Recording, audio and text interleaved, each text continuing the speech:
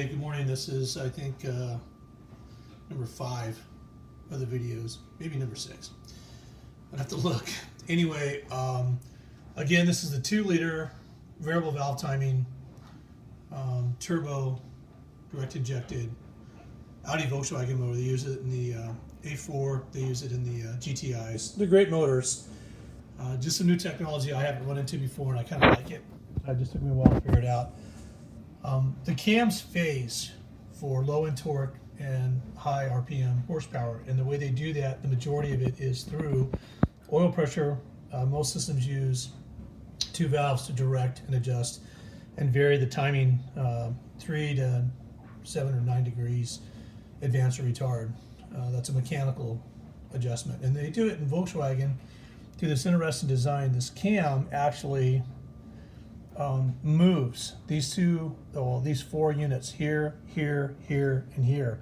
And if you look, let me get my hand over here so I get it right. Okay, this right here has got two cam profiles. There's a low, which is low end RPM, then the high, which is high RPM. And the way these slide back and forth under demand of the engine, and they do it. The phasing is done through inputs through these large magnets that are placed into the cam support. And you can see them here. 1, 2, 3, 4, 5, 6, 7, and 8. Mind you, there's 16 valves, and there's 8 for the exhaust and 8 for the intake. So this is the exhaust side. And from what I can figure out is that power is put to these magnets, to the loom, based on the RPM that the engine's turning, the power demand. So as you can see now, the chain is installed. It's not complete. I've still got to tighten everything down, which is I've got to put the top mechanism, which is the valve cover on that side, on. And that actually acts as the camshaft tightening caps, but it's actually like a grid. It's a really good design. So the smaller rockers go in the back. They're smaller rollers. You can kind of see them versus the front rollers, which you really can't tell because I'm not doing a real good job of that, showing them. But they're very wide. They're a wide roller. Wide rollers are on the intake, which is the intake side, and then the exhaust is the narrow ones.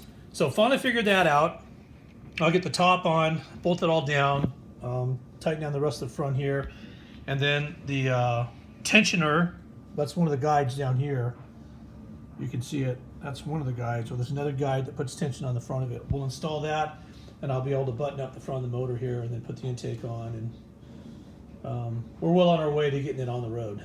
So I just wanted to kind of point that out for those of you that haven't seen the way Volkswagen does their cam phasing and the techniques they use. It's actually, it's a total of 5 shafts.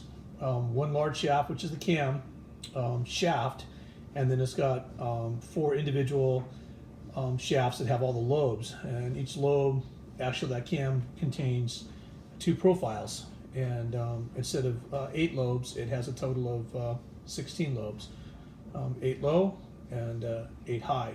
So the lower lobes are for low RPM, the higher lobes are for high RPM. So if you're working on this and you happen to move something and you're freaking out like you broke the cam, you didn't. It's designed to do that. If you're not a Volkswagen guy, and I'm not, though I like their products. That's just from a layman's term, layman knowledge, it might help. And I hope it does help.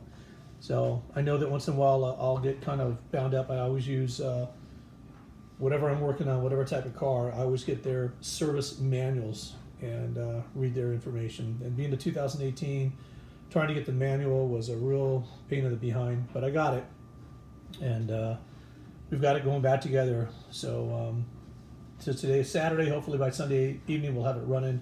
When I get it up and it's all almost back together, I'll do one more video, and then I'll do it when it's running to see how it does. Right. Hope you guys enjoy it. Bye.